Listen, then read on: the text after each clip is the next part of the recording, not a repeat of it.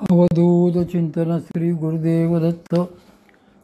वामनराज मासिकाच्या मागच्या 3ऱ्या अंकात आपण ज्ञानगूढगम्य ज्ञानदेवा लाजले ह्याबद्दल परमपूज्य महामानचा लेख वाचला.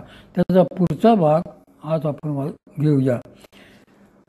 ज्ञानगूढगम्य ज्ञानदेवा लाजले. मागच्या वेळेला आपण दुसऱ्या चरणाचा परामर्श घेत असताना तप म्हणजे काय ते बघत होतो.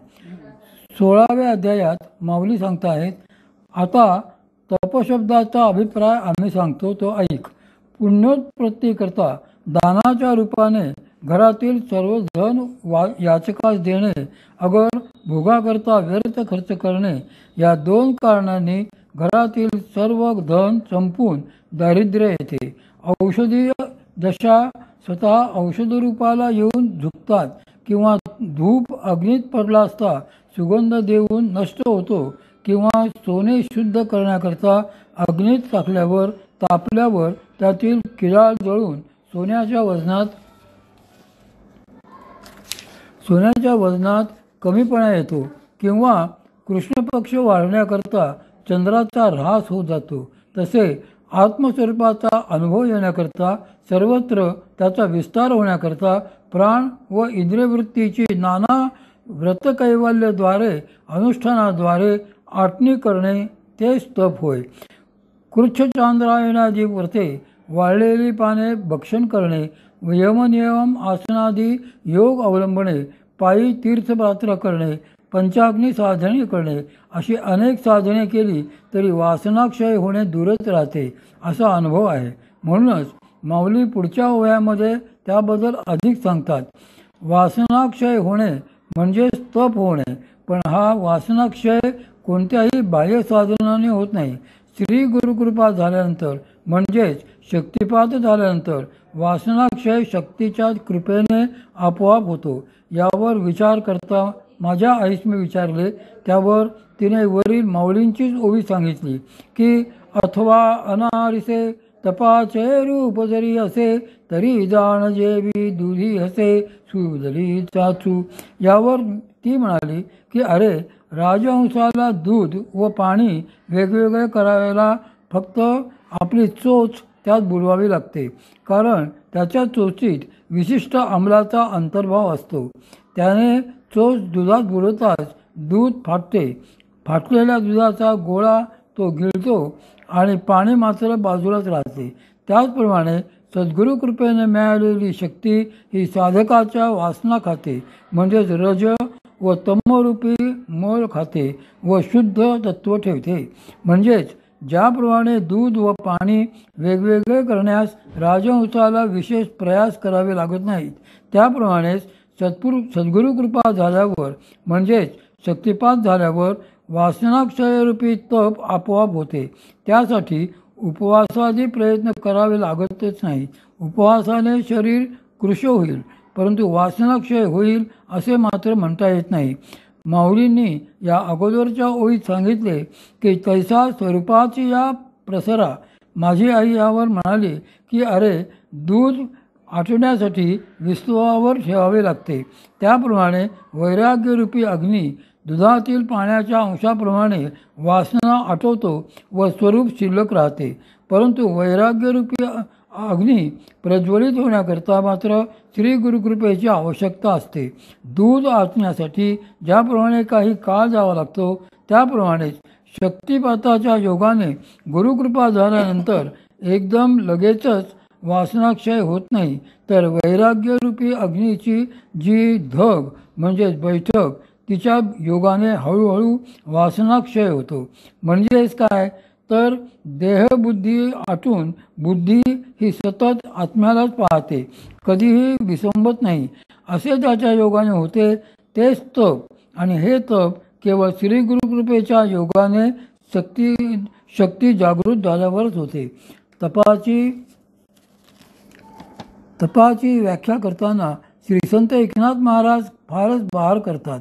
त्यागोनी कामाची कामस्थिती, ते तपाची उत्तम गती, अखंड लागे माझी स्मृती, शुद्ध तप प्रसिद्ध नाव, माझ्या ठाई अनुताप, त्या नाव गा शुद्ध तप, कारदेही चिंतिता चित्स्वरूप हे परमतप तपासाठी. याचा अर्थ असा की काम हा सर्वात श्रेष्ठ आहे, कारण काम निर्माण झाला व तो पूर्ण झाला नाही तर क्रोध येतो व तो पूर्ण झाला तर लोभ वाढतो. म्हणजेच कामच श्रेष्ठ रिपू आहे. या कामाच्या स्थितीचा जर त्याग झाला तर तयाची उत्तम गती ती आहे. आता ही स्थिती झाली आणि ती जर तात्पुरती असेल तर त्याचाही उपयोग नाही. यासाठी अखंड जर माझी स्मृती झाली व राहिली तर त्याला शुद्ध तपाची प्राप्ती झाली असे म्हणतात. भगवंताच्या ठिकाणी जर एकनिष्ठ प्रेम जडले तर त्याला शुद्ध तपच म्हणावे. आता याहीपेक्षा श्रेष्ठ तप काही आहे असे म्हणाल तर तसे नाही. हेच अभंगाच्या कडव्यात माऊली व वरील ओवीच्या उत्तरार्धात श्री संत एकनाथ महाराज सांगतात. हृदयाच्या ठिकाणी जर त्या भगवंताच्या चित्स्वरूपाचे अखंड चिंतन होत असेल तर हे परमतप समजावे. श्री संत निवृत्तीनाथ महाराज याबद्दल म्हणतात. निवृत्ती म्हणे नाम हेची सार तप, जप करा अमुप निरंतर.